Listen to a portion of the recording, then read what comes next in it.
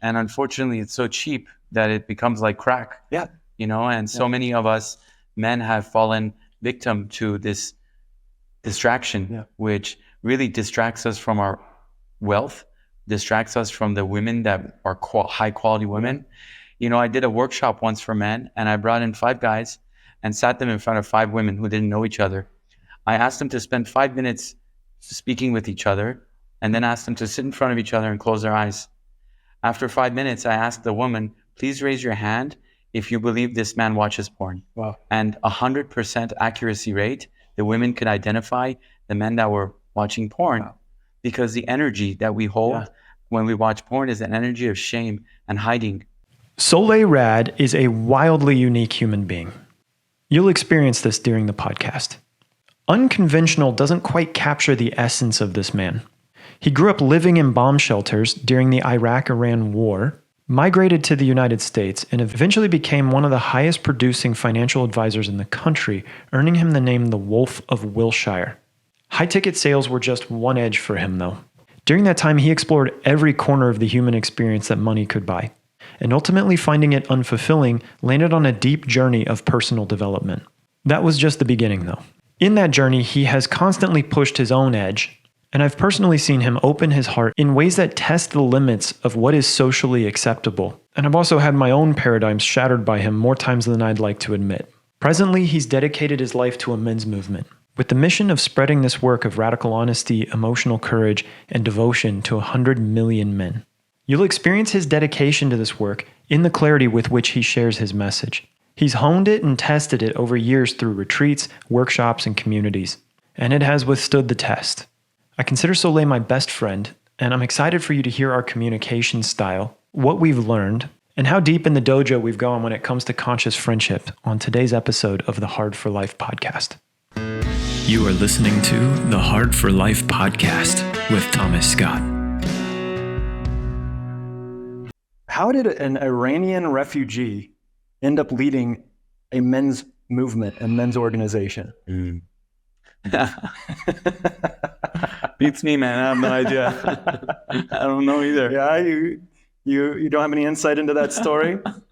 Well, I imagine a lot of it has to do with the story of overcoming challenges and finding resource in every moment, because so many of us are constantly asking for abundance. We always praying for abundance, praying for more. And my thesis is you don't need more. You have 85-90% of what you need around you. You just got to be more resourceful and more grateful and be in devotion to all the things that are around you, so that you can turn them, alchemize them into what you're meant to, instead of constantly looking for what you don't have. I agree with your philosophy, and I'm curious more from the story side. Like, if you wouldn't mind sharing, I know your story, but I imagine hearing your story of leaving Iran and coming to the United States would be really, it's an exciting story. And I know you lead with it often with the people in your life, but I'd love to be honored to hear it another time. Yeah, for sure. Yeah. So let me take maybe a in a way that you've never shared it before. Okay, let's do that. I'll take the challenge. Thank you. So, have you ever imagined how much fortune exists in the challenges that you faced in your life? It's something I've been playing with for sure. Yeah. You see, most people are forward looking for their fortune, and they overlook all the fortune that's been already given to them, and they're seeking something outside of themselves to become successful, wealthy, and fulfilled. Yeah. But I believe that in your traumas lie your treasures. And my story started in Iran. I was born into a war. Literally, when I was born, there was a war. And we're not talking about a small little civil neighborhood war. I'm talking about bombs being dropped in the neighborhood for the first 8 years of my life. Wow. So And that's a war that's still going on right now, right? well, it's a different type of war now, but at the time it was the Iran-Iraq war, and Iraq was attacking Iran to take over the oil fields, and literally every day there was a siren, and you would run down the stairway of your building and hide under whatever you can find. And it was a lot of turmoil. Yeah. But at the time, I was a child and I came into a war not knowing whether this was the way regular life works Yeah. or whether I was in an unfortunate circumstance. And that's the first perspective. It's, how often do you judge yourself to say where I am is at a disadvantage? You don't know that. And that's judgment we place upon ourselves. So for the first 8 years of my life, I went in and out of bomb shelters. Some of it I was actually excited, wondering what's going to happen next, and other times I was scared, mostly because of the people around me were scared. I had no idea what there was to be scared of other than sounds and flash bolts. I imagine you could feel your parents' tension or the tension of your family members or others around. Whereas as a child, you're just like, this is normal. This is what I was born into. Yeah, it felt like a video game. Yeah. You get a rush, a thrill, some dopamine and some adrenaline once in a while. And it actually trained my nervous system in many ways. And something I talk about, this very often is how important it is for humans to have a trained nervous system response so that they don't collapse under pressure, uncertainty, or intimacy. Yeah. So I went through that for the first 8 years, and my parents lost everything they had. They used to be upper middle class family. And after 8 years of kind of turmoil, they decided to apply for refugee status in America. So we packed our bags, moved to Los Angeles at the age of 8. And I'll never forget, first day in LA, I didn't speak English. I didn't understand the culture. Wow. We had no money. And I was like a lost and confused alien. Funny story I have for the audience is, it's funny, refugee life actually has some humor to it. It's kind of sad in some ways, but it has some humor if you're able to look at the humor of it. I remember one day I was at the playground and I was trying to make friends. And some kid was flicking me off from across the playground. He's like going like this. And I didn't know what that meant, So I'm going like this. Like, oh, you too. Oh, yes, thank you. It's like giving me high fives, And another kid comes by. He's like, bro, what he's saying is like, go to hell, Wow. I still didn't even know what that meant. So I was like, hey, thank you, And that naivete actually got me through a lot of experiences. Wow. Yeah. So being in LA, something that your audience might totally resonate with is, being exposed to the American dream culture of gorgeous women, a lot of cars, hip hop music, beautiful homes. Yeah. And at a very young age, I thought, well, if these people on TV look like they're having a good time, they look like they're happy, they got a lot of beautiful women, a lot of money, maybe I should do the same. Yeah. So that started my journey into what I will share with you next. Beautiful. I love where we're going with this because I just had a podcast with Henry, who's a dear friend of ours, and we talked about this exact topic, the idea of the American dream and how much men particularly, has us externalize our self-worth and our validation, because our validation only comes from cars, money, hot women, and sex. When we are buying into that ideal and learning as men to come back to what real validation is. Like, you're so much more potent and powerful when you are standing, when you can hold without having those things. Some of the people I respect the very most on this planet, I've had investors in my companies in the past that these guys are multi-millionaires, and they drive a Volvo and they live in a one-story home in a very nondescript neighborhood, and they value things like their family and their quality time, and they're very high quality and high touch in everything they do. And then there's this thing we see on Instagram where it's like the cars, the money, the flashiness, and that's being sold to us as happiness. Mm-hmm. Yeah. What I say to people, I train a lot of men in my men's community, and what I tell them is, God created so many beautiful distractions. And if you're going to spend your time chasing distractions, you're out of purpose.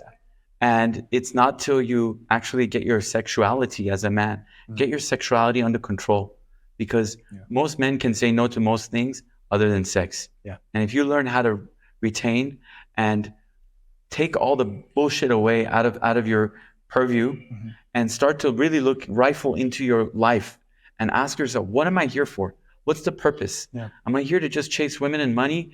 And to be honest with you, that's easy. Yeah. That is the easy part. I'm reminded of a time when you and I were in Miami. We were living together in Miami in South Beach, which was fucking wild. We were in a gorgeous home in South Beach, and we met with these men. We were having men come to dinners at the home and sharing this work with them. And this one guy who was a lawyer at the time his identity was so wrapped up in how many women he could have sex with. When we talked to him about semen retention and about how potent and powerful and how high his self-worth could be if he stopped seeking sex to constantly validate himself, he crumbled under it. He literally ejected right out of, his paradigm was so tightly wrapped around that. Yeah. And I imagine there's a lot of men that are that way. I mean, I was like that for many years. I was sharing with you, I came to America, I watched TV, and I thought, well, maybe that's how I can prove my worth and value to other human beings. Yeah. And so I went on this big chase for many years. I lived in LA, ended up crashing parties at the Playboy Mansion. I met Hugh Hefner, was spending a lot of time with beautiful women, and I was really expansive in my promiscuity. And I remember every day I would wake up next to a new woman and I would ask myself, okay, am I fulfilled? Maybe another one, maybe another one, maybe another one. And I spent years wasting energy, time, and money going after something that I thought would make me happy, and it never did. Yeah. And then I thought to myself, well, maybe it's because I don't have a lot of money. Because I remember watching TV, people with money. Mm-hmm. So I started to become a financial advisor, spent 8 years in finance, ended up managing a $100 million portfolio, had my own company in Beverly Hills. And every day I would wake up with the same question, am I fulfilled? Yeah. And the answer was, no, not yet. And the more I would press the gas, I would make more money, more women, no fulfillment, right? So I started to realize that perhaps there's a lie. Yeah. There's a distortion in the field that I was operating in. Yeah. And it took me a long look at myself to really ask myself if I was willing to give up all the trophies that I had earned in a field that was worthless, that was meaningless. You see, so many guys are finding their significance in a field that is actually really petty. Yeah. It's really petty, And what I share with men is, if you're still talking about how many girls you had sex with or how quickly you can take a woman to bed, man, that's freaking easy, bro. Yeah. Like, we did that in high school, college. Are you still like standing on that platform? Yeah, at 40 years old, is that still like, how many times do you have to do that to find the true emptiness of it? It's always like, I've had that in my own experience. That's what drew us together.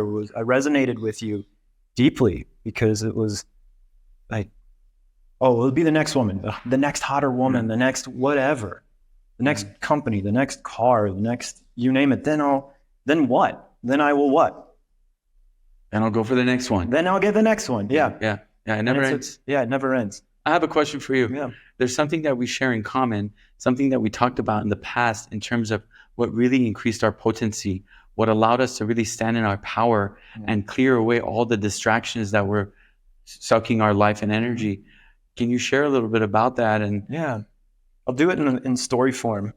The way I was able to meet Taylor, which I met Taylor, my girlfriend, with this man as we had been practicing what we're talking about right now, which is semen retention, which in my perspective is just retaining, like no orgasming as a man, letting out your fluids essentially.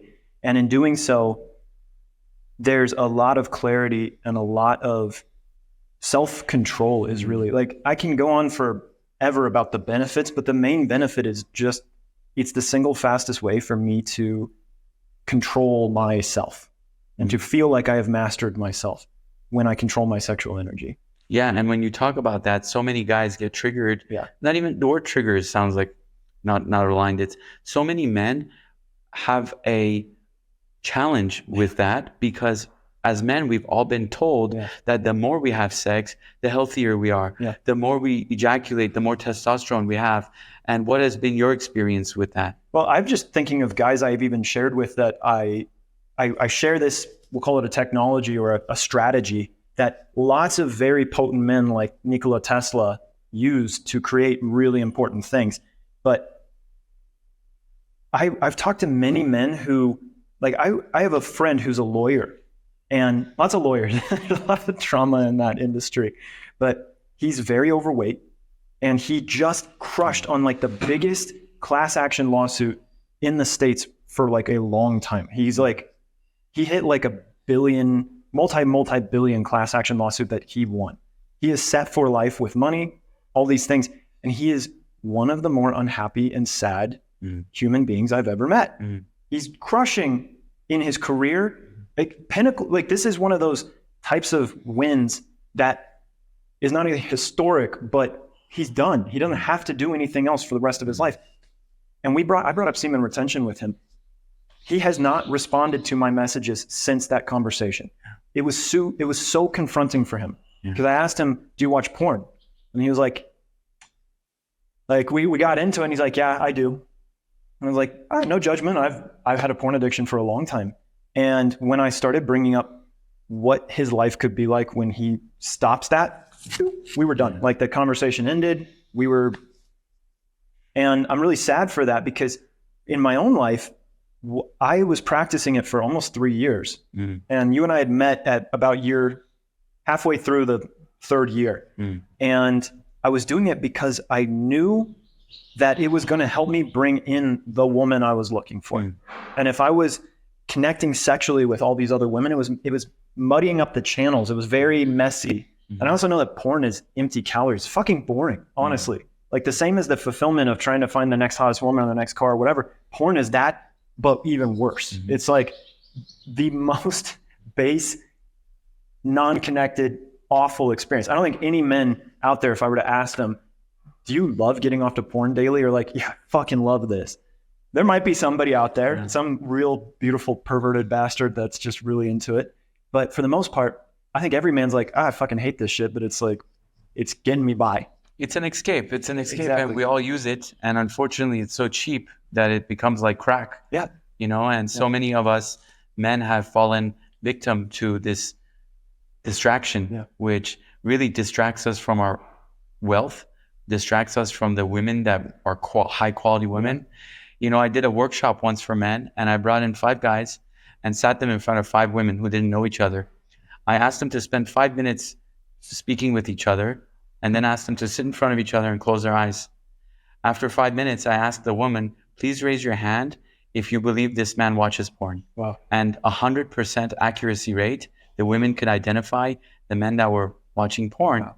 Because the energy that we hold when we watch porn is an energy of shame and hiding, right? You've experienced the same when you've... 1,000%. Yeah. So for the audience members out there, it's like, there's no need to shame yourself or beat yourself, which is what porn is. You're beating yourself, right? It's beating off. Yeah. And it's so interesting. We call it beating it, like, wow. Instead of loving it, instead of making love to yourself. And we've never been taught how to make love. Jacking off. Yeah. Right. It's so like get it out of me, get it off me, get it away from me. Like this is nothing. Like a sneeze. I've heard you describe it as a sneeze. Yeah. A lot of men give away their semen like it's on sale at Costco, right? And what they don't realize is their sexual energy is one of the most powerful, potent forces in the entire universe, and it could be used to penetrate their life's purpose, penetrate the woman's heart.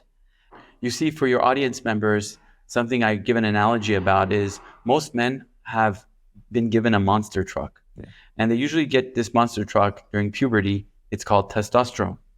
And for most of us, we never got education on how to drive this monster truck. We went to a sex education class. They said, okay, here's the gas, here's the brakes, wear a condom, don't get her pregnant, go. And so most guys press the gas and they plow their monster truck into all kinds of things in life, destroying relationships, hurting other women, hurting themselves. And at some point, as men, we start to build resentment around our own penises because we look at the rearview mirror and we see how much destruction we've caused. And how many times we have shame because we couldn't control ourselves. I have so many examples in my life where I was like, why the fuck did I do that? Why did I sleep with that woman? Like, drunk goggles is a thing. It's like men want sex so bad, it controls them so bad that their standards over time lessen until the last end of the night, it's whatever whatever they can get their hands whatever on. they can go with. And then in the morning, it's the walk of shame because both man and woman did something that they both regretted, because I imagine women experience similar types of things, but for them, it's about self-validation as well in their own way, and self-worth and those types of things. Yeah. So this is a phenomenon that most men don't talk about because it's so true that it hurts. Yeah. And when we talk about the monster truck, when you learn how to actually control the monster truck, where you're not plowing into things and you're starting to actually drive it like a race car driver, you get way further in life, right? And what I've noticed with many men in their 50s is that they've driven the monster truck into so many walls, caused so much destruction, that when they get married and have children, they retire the monster truck, they put it in the garage, and their sexual energy is completely like turned off because they realize that if they turn it on, it's dangerous. Yeah. Right? This is where penis shame comes in. And sometimes these men take the monster truck for a ride only in the middle of the night so nobody else can see. Right? So what we want to do is we want to convert this monster truck into a race car. Yeah, sports car. And drive it into your life's purpose. Drive it into wealth, success, and fortune. Fortune 500, is that what's the name of the races that they do? Formula One. Formula One. Yeah. F probably stands for fortune in this case. Yeah. Yeah. Well, when we were talking about semen retention. Yeah. So I didn't intend to have a conversation about semen retention, but we're here. So you know me, bro. Let's. Welcome. We just celebrated your birthday, and everyone gave you penis presents.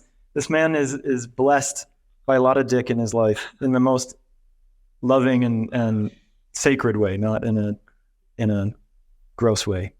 But as we're on this topic, this work is really sacred. It's one of those things that there is a lot of shame around our sexual energy. There's a lot of shame around penises as men, whether we've used them improperly, whether size, whether there's so much. It's like a lot of our identity is wrapped up in it. Mm-hmm.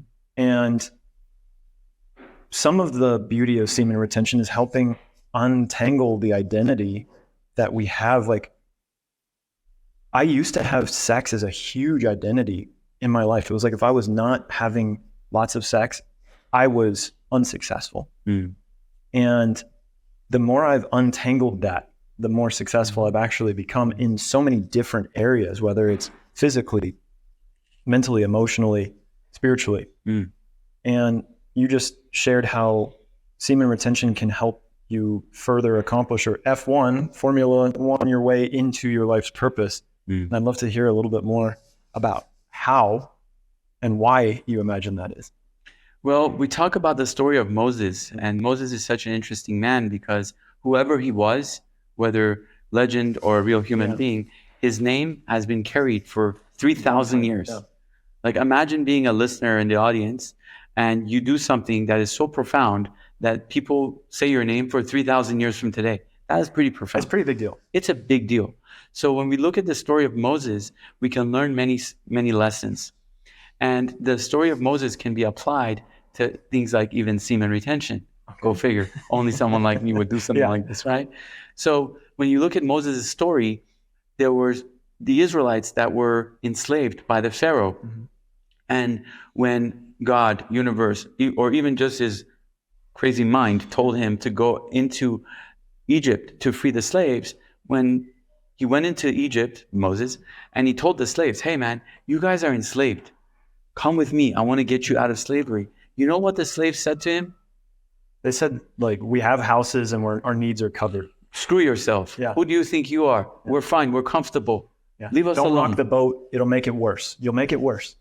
Yeah. The same goes towards semen retention and sexual integrity. So many men are enslaved to their penises, enslaved to their desires. And when we talk about liberating them, a lot of times like, no, I'm fine. Just leave me alone. Yeah. Because they don't know. Rock the boat. They don't know what's on the other side. Yeah. They don't know what's on the other side of freedom. And as we are enslaved to our penises, we all know, like, all the shit we do as guys that we're like, oh shit, that wasted my time, wasted my money, wasted my energy. I myself know this for a fact. if I wasn't as much of a slave to my penis in my 20s and 30s, I would have been a multi-millionaire by now. Yeah, same. 100%. I'd probably be a billionaire at this point. You know, for me, the biggest sales pitch of them all was how much more women are attracted to you when you are practicing semen retention. Mm-hmm. Like, fuck all the rest of it. If sex is your goal and that's what you're trying to accomplish, you actually will get to have more of it presented to you instead of chasing, the more you retain. Yeah, because when you learn how to say no to the most powerful dragon in your life, called your penis, then you can say no to a lot of things that you used to say yes to. Yeah. How many times do we sleep with a woman, we're like, not really, but then when she puts her charm on us, we collapse. And I'm like, okay, fine. Yeah. Right? Imagine saying no to many people, whether it's in business, in your relationships. What will that do for you? It's really wild. For me personally, when I started practicing that, I didn't realize how many men I couldn't look in the eyes when I would handshake. My confidence, like if I met a man that I knew without fail was like more potent than me, it was a like submission.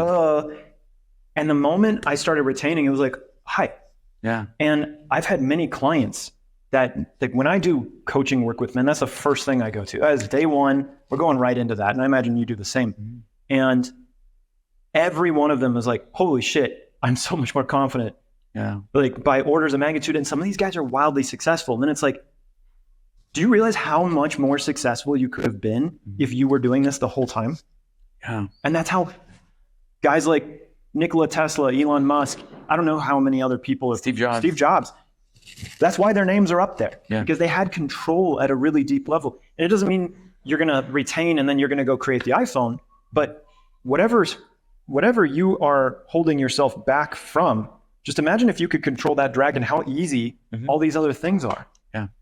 I love that. I'd like to add a couple layers to this, if you don't mind. Please. So we're talking about semen retention, and I would like to add a couple components. How does that relate to your nervous system, and how does that relate to your life's purpose? Sure. Because they're all connected. Can we go there? Please. Okay, let me just take a quick deep breath. I love you.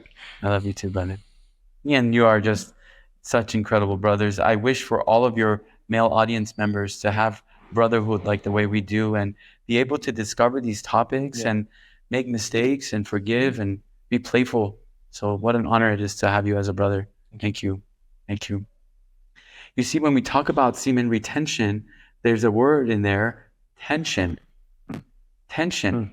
And in tension, there's also attention. Yeah. So when you're able to retain your attention, you can use it to sharpshoot and penetrate goals instead of buckshot. Yeah. Right? Yeah, just spray and pray. Right? So when you're retaining, what you're doing, you're maintaining, containing. Yeah. You're containing the potency, the energetics. And the word potency comes from the etymology of sexual charge. Potent. When you're potent, you have sexual charge. And when you're impotent, you are discharged. You let go of all the charge. And this is why when you cultivate your sexual energy as a man, you're cultivating your sexual potency. And that potency can be used to penetrate your life's purpose, right? Potency equals potential. So as a man, when you learn to cultivate your sexual energy, what you can do is now you can be selective and choosy in where you penetrate. And this type of a work also works with your nervous system. Because as men, when we have no nervous system control, we're constantly like ejecting from uncertainty, ejecting from discomfort, ejecting from confrontation. We release the tension. We continually release tension. Everywhere in our lives, too. Everywhere in our lives. Yeah. And then, of course, how much tension does it take to create something really substantial on this planet? To take an idea out of space and really anchor it in, whether it's building a house or whatever you're building, it takes work. And if the moment it gets hard, you eject out. Or ejaculate. Yeah. Because so many men even use this for stress relief. Like that was mine. It was like I'm so stressed at the end of the day. Yeah. And let me rub one out. Yeah. Self-soothing. It's medication. It's self-medicating, because a lot of us don't have the nervous system tools in order to self-regulate so that we do not get overly stressed or overwhelmed or overburdened. Yeah. And so then in a lot of ways, porn and ejaculation, masturbation are self-regulating and self-soothing. They're survival techniques in a lot of ways, because our nervous systems aren't able to hold the tension of whatever we are experiencing. And so if you, the viewer, find yourself stuck in a loop where you're like hearing this, you're like, okay, sounds great, but like I'm stressed at a 10 and this is the only relief I get. I've been there. I've been there all the way in my life. And I imagine you have too. Where it's like so much stress. You're like, okay, cool. I hear it. I don't fucking care because I'm going to drown if I do not let this out in the only way I can. Yeah. Yet it doesn't heal you. No. It just eliminates for 20 minutes, 30 minutes. Yeah.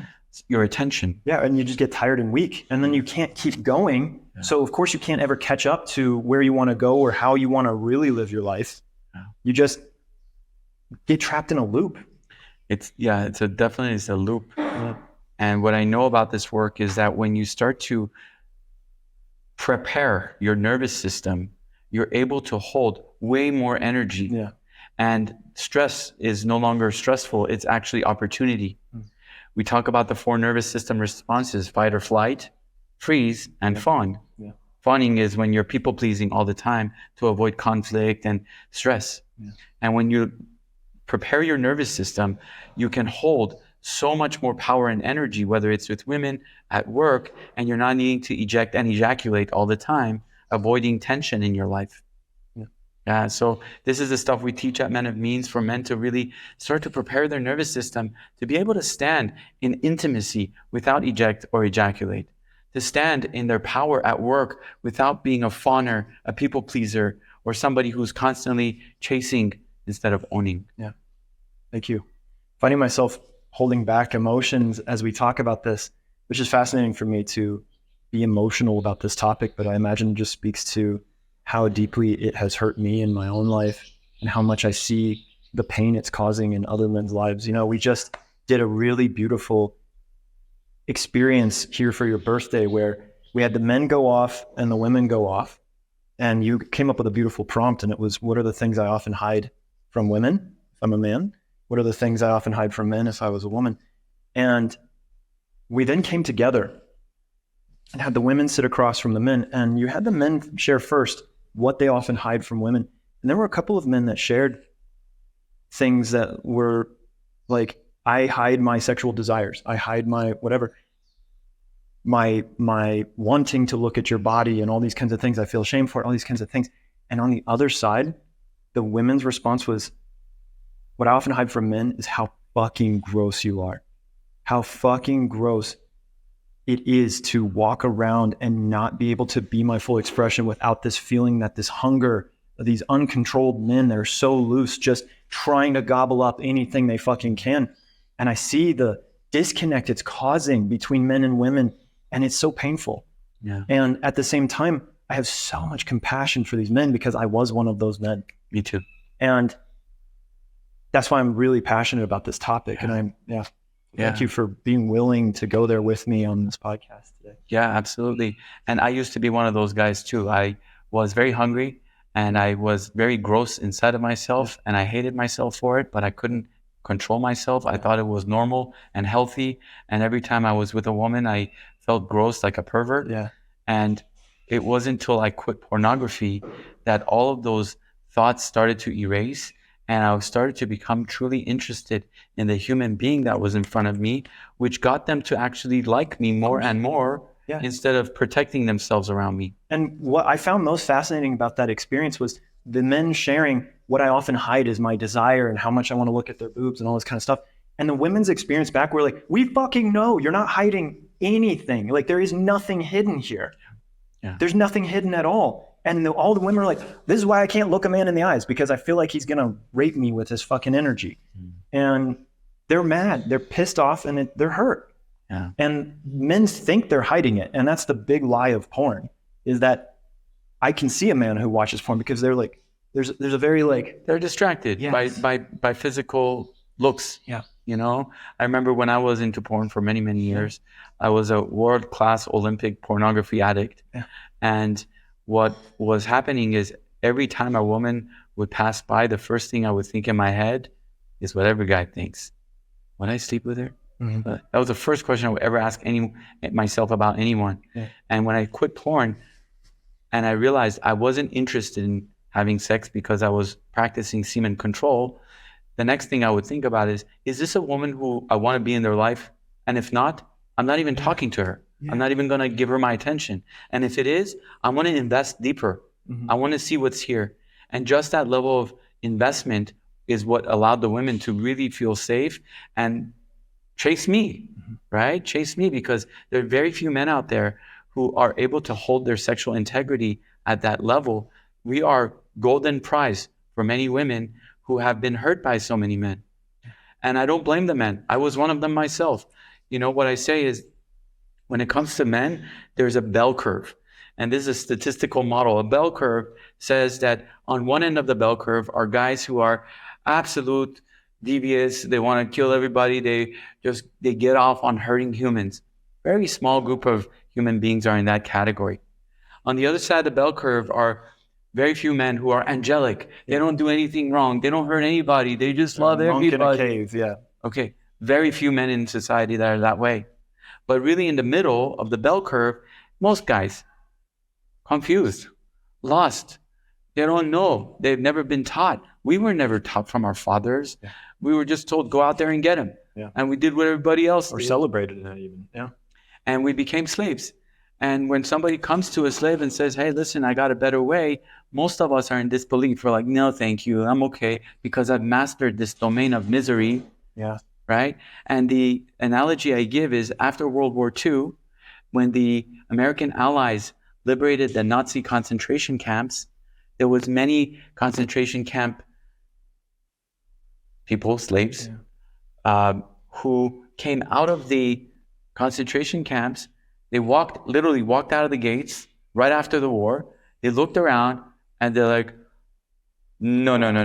And they went right back in. Wow. Because the shithole that you're used to is often less scary than an opportunity or a possibility of uncertainty. So to the viewers who are hearing this word and saying, whoa, this sounds scary, I don't know about it. Yeah, it is scary because it's uncommon. Yeah. But if you're used to being in a camp, don't complain about it. I imagine on some level, it's even scarier because it's going to open up all of your unrealized potential. And there's a lot of shame and sadness I've found in my own life when I realized that, because I'm like, oh my God, I've been living such a half life for so long. And the faster you can make that shift, the faster you get to step into that full potential. And there's a beautiful quote by Marianne Williamson, where she's talking about how often it's not our darkness that we fear the most, but it's actually our power.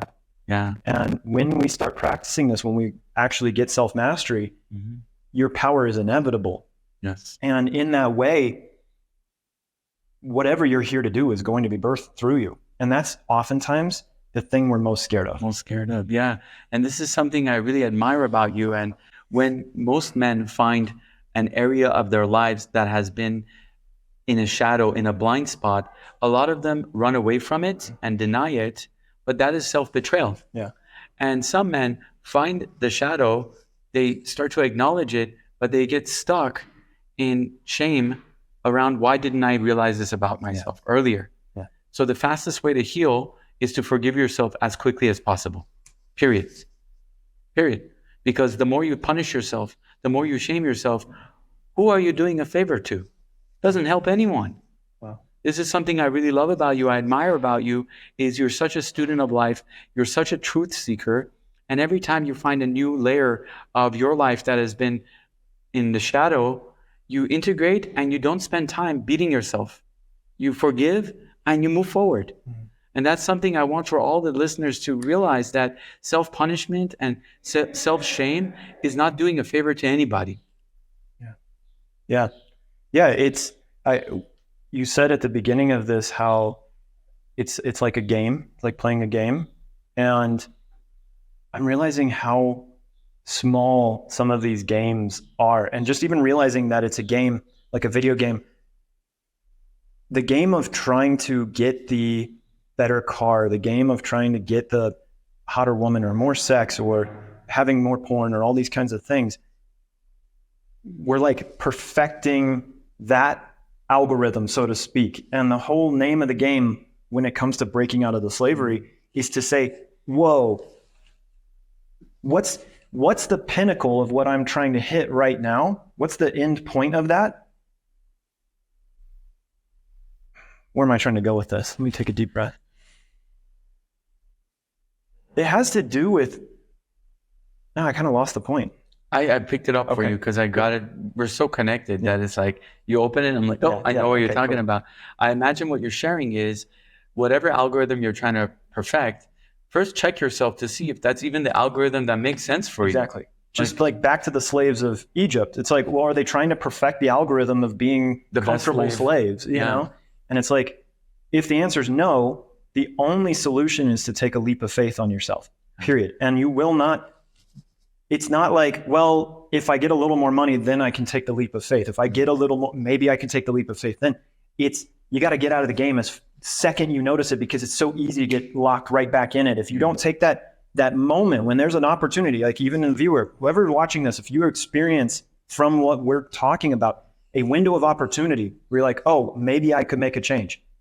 Of course, all of the old patterns, the old comfort, the old things that have kept you locked in the pattern that you're in for so long will come up, guaranteed. So if you don't just cut it and run right now in this moment, the odds of you breaking out are pretty low. You got to wait till the next time that insight comes through, because that insight isn't going to stay with you. It's just a door that God, the universe, source, whatever, is a fleeting moment that it opens. And the invitation is to walk through without knowing what's on the other side. Yeah. So what we were talking about is this concept of semen control, and how that has to do with your nervous system, because as men, when we don't prepare our nervous systems, we cannot hold in the field of uncertainty or discomfort. And this ejaculation that we're talking about, that we're wanting to retain or control, is actually a representation of where else we eject or ejaculate in life. Yeah. So think about it at work. How often do you eject from the tension of closing a client? Think about with your relationship with your woman. How often does things get intense and she's screaming and she's angry and you just like leave the house because you're like, I don't want to do this anymore. So as we prepare our nervous systems, we can hold in the space of intensity, and that is very connected to our life's purpose. Because whatever your intention is, remember the word tension keeps coming up. Yeah. Tension, semen retention. Wherever there is tension and you start to feel comfortable and safe and secure to hold the tension, you're able to deliver yourself to your intention. Notice my prayer hands, intention. Intention has to do with prayer. So many men out there they have intention, but they're distracted with sexuality, beautiful women, gorgeous big booties on Instagram. And they're like, I have my intention, but.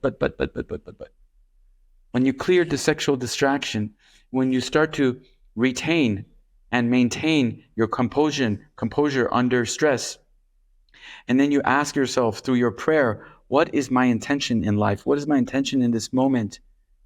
Okay, that's my intention. Got it. Okay, now I'm going to hold the attention on my intention, meaning no matter what happens in my life, whether someone dies, the economy goes down, my girlfriend's angry, the porn pops up, I don't give a shit. I'm holding the tension on my intention. That's my prayer. And in that field of uncertainty, the field of conflict within yourself, outside of yourself, the stronger you can hold the tension, the quicker you will arrive at your life's purpose. Wow. Because your purpose is what you're here for. You weren't created to chase women and money. That's easy.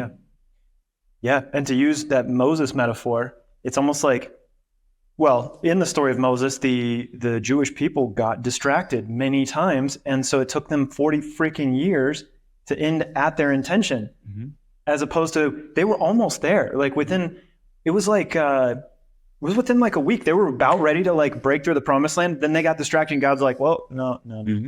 Sorry. Let's stay in it a little bit longer. And every time, another slip up.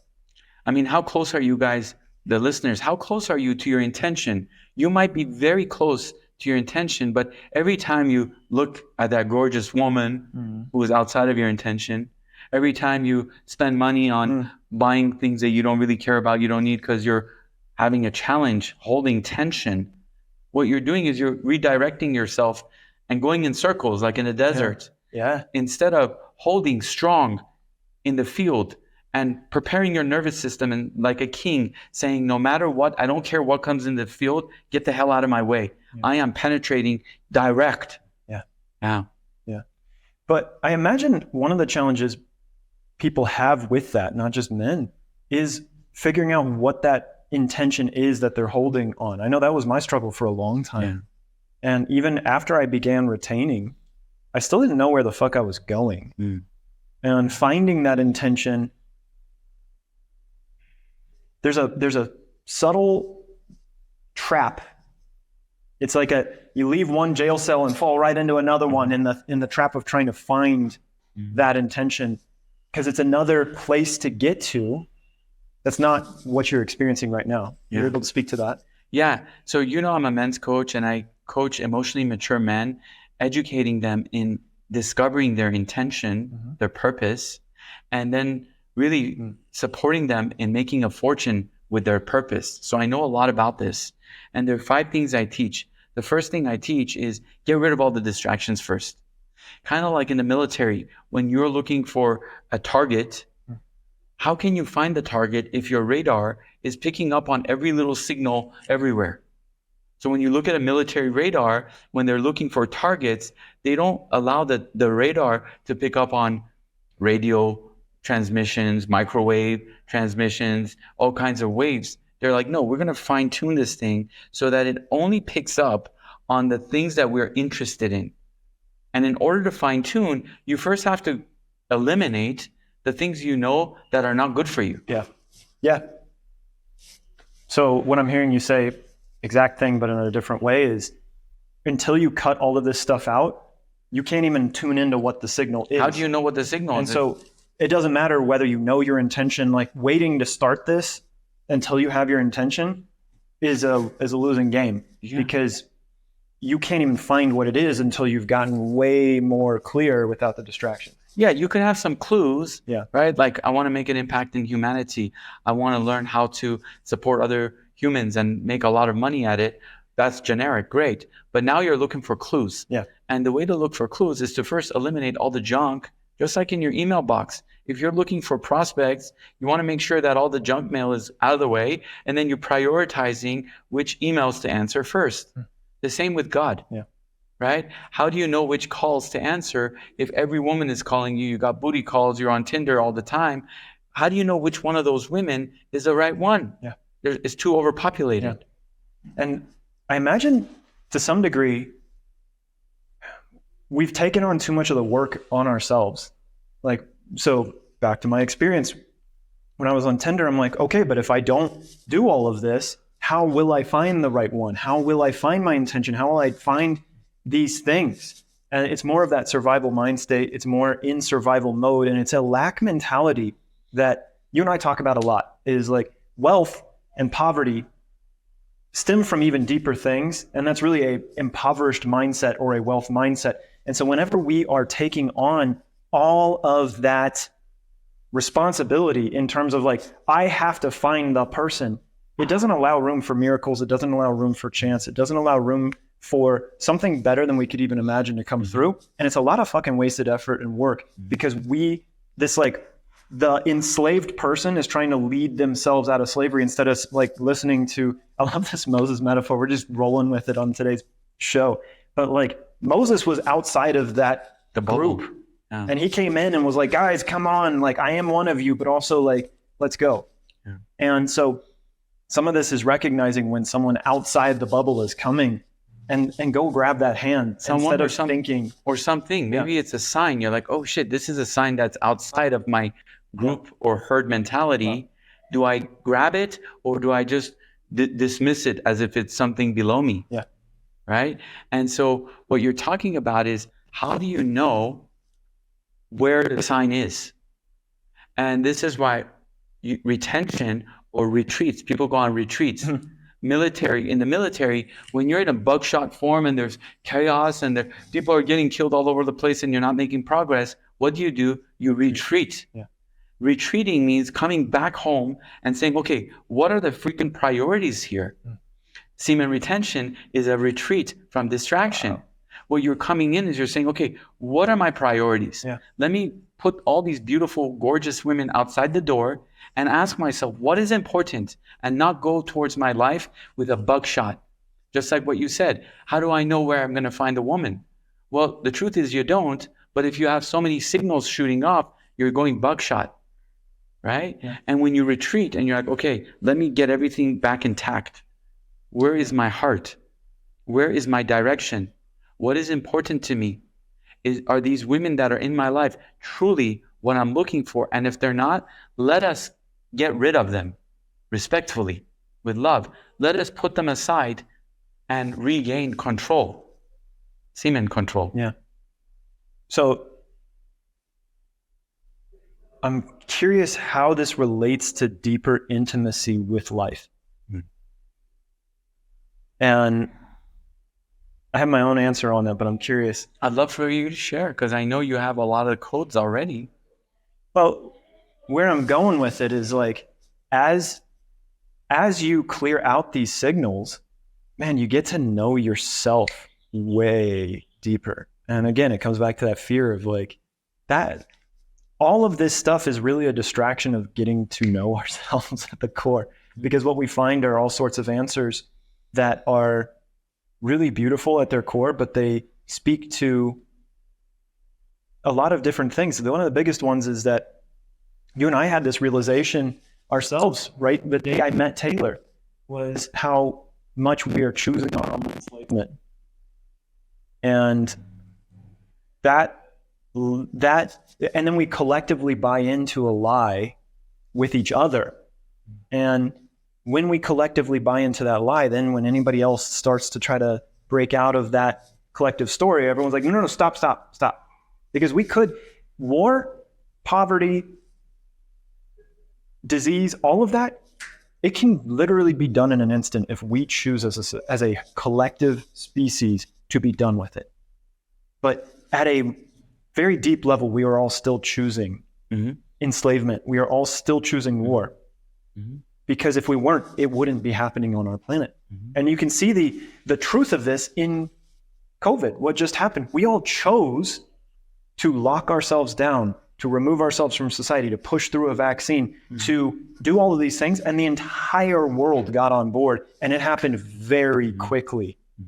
We can, as a collective, make a decision with things. What if we took the same amount of fear-based energy and the same level of intentionality and the same, all these types of things, and applied that to ending war? Apply that. We as people could just decide today, we're fucking done with this, and be done. Yeah. People, Tony Robbins talks about people who seek certainty versus people who seek uncertainty. And sometimes in the mess, in the shit that you're in, there's still certainty. So you stick to it. And you're like, well, at least I know the thing I can deal with. War's awful, but I know. At least I know my enemy so that I can deal with it, right? And so this is what's so important about men who are unhappy, unfulfilled with where they are in life, whether they're making $100,000 or $1 million. Yeah. There's many of us who've been tricked to go for certainty of success and money and women in the way society has depicted. And when you are ready to take the risk to break through and penetrate into the field of uncertainty, there is so many miracles that exist. And it starts with us setting our intention and saying, at least I'm going to take ownership of the things that do not belong in my life. Yeah. And I'm going to have the courage to eliminate the things that I know don't belong. Yeah. And once those are eliminated, you're now in a space of uncertainty. And it's not until you eliminate that you can see what can come up. But if you're clinging on to the certainty of what porn brings you, of what the one night stand brings you, of what the next client brings you because it puts money in your bank account, these are certainty. And what I say to the listeners is, that's easy and it's boring. Yeah. That's why you're bored. Yes. And why life will be unfulfilled ultimately if you keep following the same path. Yeah. Yeah. Well, and then you can start to, what I found in my own life is as I start retaining, as I start holding the tension, I can take bigger and bigger leaps into that uncertainty. Mm-hmm. And that ability, it's one that gets to grow over time. I'm not perfect at it. I know you're not perfect at it. We're getting better at it. And as we get better, we can take bigger leaps of faith. And those leaps are into the deeper intimacy of life. Mm-hmm. So in my own experience, where some of the biggest uncertainty originally was building a friendship as deep as I have with you, you know? And it's so beautiful because what brought us together was the retention piece and prayer. Those were our two like overlapping pieces. We were like, oh shit, this guy's on a level that when I talk to people, I don't meet many men that when I show up, I'm like, they're like, what's your story? And I'm like, well, I'm retaining and I talk to God. And you're like, holy shit, me too. You know, or you asked questions that unlocked that. In that field, then it was like, okay, I found a guy that we're both playing this game together. What happens if I take the uncertainty into that? And go harder and harder and stronger. Yeah, into the field of uncertainty. Yeah. And the way you did that, you got rid of the distraction first. And then you started to pray, which is setting your intention and saying, hey, I know this much, I'm going to go forward with it. And as you penetrate into the field using prayer or intention, what you'll start to see is micro miracles. Yeah. You know, something I used to pray about in the past was, God, please give me miracles. And so many people have given up on miracles because they assume that a miracle is like Jesus falling from the sky or suddenly winning the lottery or having something happen that is a mind-shattering, world-class experience. And when I started to realize is, what if I changed my request? And instead of saying, God, show me a miracle, I switched it to, God, let me see all of the miracles that already exist in my life. And I started to become what I call a miracle detective, looking at all the little miracles that are already there. And as you start to pick on the little miracles, they start to compound. And now you're like, okay, I can see all the miracles. What is my choice now? Yeah. What is my next decision now? As opposed to being a denier of the miracles by keeping yourself completely confused and distracted with all of the nonsense, bullshit, low frequency things that are all over the place. It's the same thing we've been saying over and over. When you cut out the distractions, like the distractions keep you from seeing the miracles too. Amen. You can't see your intention, but you also can't see all the amazing, beautiful opportunities that are right there, right now. Mm-hmm. I absolutely love this conversation we're having right now. It's really beautiful because this was the field that you and I entered into. And what built our brotherhood really, really deeply was leaning in on this uncertainty and then playing with this work together and seeing how far we could go by like, all right, I learned this thing over here. And then you're like, cool, I learned this thing. And then I'm like, yeah, fuck you. And you're like, oh shit, fuck you. And like the challenges we went through in that and holding space for each other. And as we hold the tension deeper, without opening up too many topics, I imagine emotions start to come up from holding the tension. Yeah. And that's the next challenge for men. That's the next hurdle, right? Absolutely. So many men have been disconnected from their emotions because they've never been taught emotional literacy. Most men, when you ask them, what emotion are you feeling? Their literacy is just good or bad, fine or not okay. Yeah.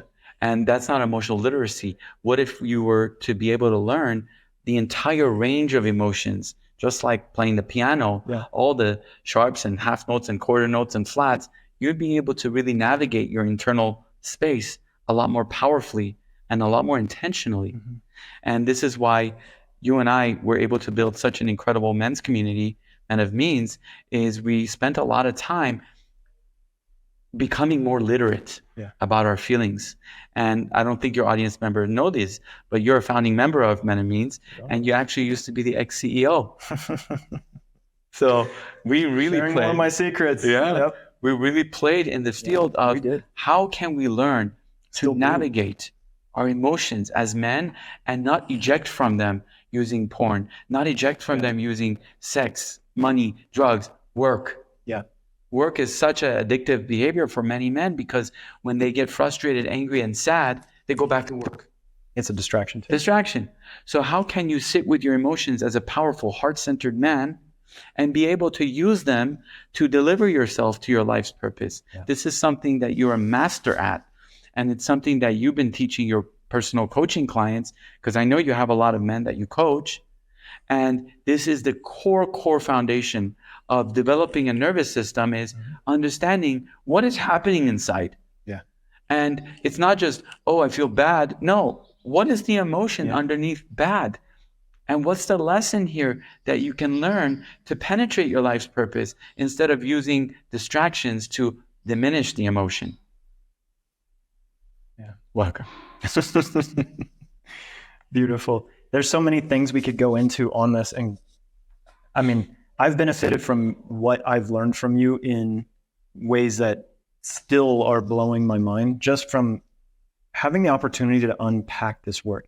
And for men, oftentimes, especially when it's the first time being exposed to this type of stuff, it's very like, you could feel it. There's an energetic to it where you're like, oh my God, like this is hitting something and it's uncomfortable.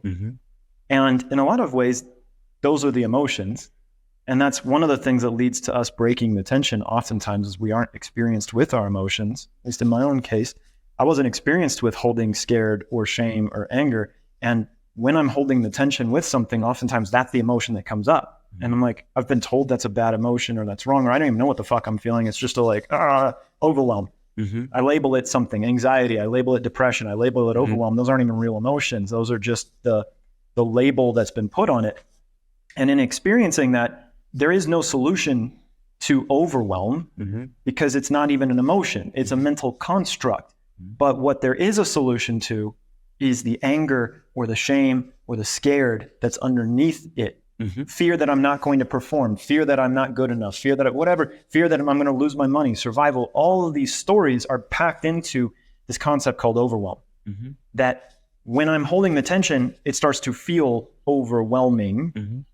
And if I don't have the tools in place to unpack what that actually is, I can't go into each one and go, okay, I'm feeling scared that I'm not going to survive. Why is that? Well, maybe I'm going to run out of money. Whatever the story is, blah, blah, blah. We get to the root of it and go, is that true? If it's a yes, can I fix it? Yes, let me take an action right now. If it's not true, I can let it go and I don't need to keep feeding that story of overwhelm. And I can hold the tension a little bit longer. Absolutely. So what I hear you say with the audience is the difference between wholesale dealing with your emotions, like I feel bad, so I'm just going to go do some shit, versus being a artisanal, master, diligent, discerning of what is this emotion specifically comprised of, and how can I use this to deliver myself to my intentions? Because when we are not artisanal, when we are not diligent and deliberate about our craft, which is our human form, what we're doing is we're constantly being maneuvered by energetic waves of, I don't know what this is. I'm going to just go sleep with another woman just so I forget about it. And this is the beautiful work that you stand for, the empowerment that you give many men. And I imagine when people listen to this podcast or watch it, Hard for Life sounds like some macho dude, but what it really is saying, hey, I'm really hard on myself, and hard not in terms of punishment. I want to open my power and to stand in my light and to not diminish and soften myself, which is a form of impotence. So many times when we eject or ejaculate, we become impotent. And here is about how can I hold the stiffness of my power and not diminish it, and to see what exists when anger comes up for me, when shame comes up for me, and to see my power in it instead of diminish and eject from the intensity of it. Yeah, did I say it well? I mean, brother, I feel shy because you've spoken so highly of me in my embodiment of this work, and I learned it all from you. And for me, I experience you as a master of this artisanal work with emotions. You are so dedicated to it, and it's such a core to your life's purpose and your work that you do with men. I know the devotion and dedication that you have to it. I know it at a core level, and it's what allowed me to surrender into it so deeply, to go with you all the way and say, fuck yeah. Like I want to learn more about this. And in doing so, look at this beautiful thing that has come from it. And I want to really encourage the viewers to look at your work that you're doing at Men of Means. If you want to learn more about this type of work, this man, you can hear on this podcast in our conversation how clear you are with the word, how dedicated, disciplined, how refined you are in this message, and how easy it is to understand and experience. And it's something that I think is critical to the world. That's why I'm doing this. Like you said, Hard for Life. It's not about it. It's about literally the core of what we're talking about, taking your sexual energy and becoming hard, potent, physically hard for the deeper intimacy, for life itself, as opposed to what we've been trained or conditioned for. And it's all the work that you're doing that helps men actually unlock it. Like we're talking theory and concept and stories and having fun with it, but in practical application, this is literally what you're dedicated to. So yeah. You know, what I like to describe my community as, our community, is a community of truth seeker men, truth seekers who are not here to be distracted by bullshit, who are in alignment with their purpose, in full devotion to their life's mission, and men who are here to celebrate the fortune that could be made from standing in their purpose. Yeah. And it's a radical type of work, because what we do here is we are peeling away the layers and taking ownership of where we have accepted self-betrayal, where we've accepted the diminishment of our power. And as brothers, we sharpen our axe by reminding each other through generosity, through play, through empowerment, how to stand in your power, how to not give it away to every girl that walks by, how to own your life's purpose, and how to be in devotion to what God gave you as a life mission. And when we talk about God, sometimes people get triggered because they think about the biblical God, the old man in the sky who's there to judge you and tell you what to do and what not to do. That's actually very old, outdated material. You know, and the energetics we work with in today's modern age is not the God that is here to diminish us or beat us or punish us. We're looking at the field of infinite possibility. Joe Dispenza talks about this, the quantum field, right? So we're looking at how to enter the quantum field with ease and grace, how to deposit our desires in there, and how to impregnate the field so that we have partnership in our life's purpose, rather than working as individual silos and islands in trying to get this thing done. So easy when you work with partnerships. And our relationship has been a partnership. Anytime one of us goes into a field of doubt, like, oh my God, can I do this? Or I'm struggling, the other one comes in, hey, wake up. You got everything it takes. No doubt. Everything is perfectly aligned for you. Stand in your power. And the reason we can do that is because we're both in the uncertainty together. Together. So when the uncertainty gets too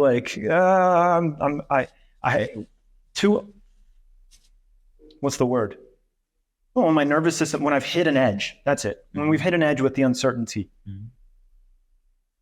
I trust you to have moved past your edge in certain areas that you can then say, hey, it's safe, keep going. And you trust me to have moved past my edge to say, hey, it's safe, keep going. And in holding this really high frequency of zero doubt for each other, that is how we just fucking push through. Push through the paradigms. And you know, I want to share this. I feel super scared and grateful to share this with your audience. If you're out there listening to this as a man and you think you're courageous because you can go up to hot women and you can have sex with multiple women at once, and you think you're courageous for building businesses, I want to present to you that that is actually really easy. What's really courageous is stepping into your unknown. What's really courageous is calling forth your shadows. What's really courageous is owning the things that you've been hiding from, because we all hide. And the courage comes in to shine your light and say, hey, I was wrong, and now I know, right? And that is courage. Courage is standing forth and saying, I don't know if everything is going to collapse around me now. And we talk about ego death. Ego death happens a lot in the spiritual world, but how many of you are actually welcoming ego death instead of resisting the ego death? Yeah. And when we look at being a truth seeker, so many people operate in slavery and complain, oh, I'm a slave, it didn't work, I'm not fulfilled.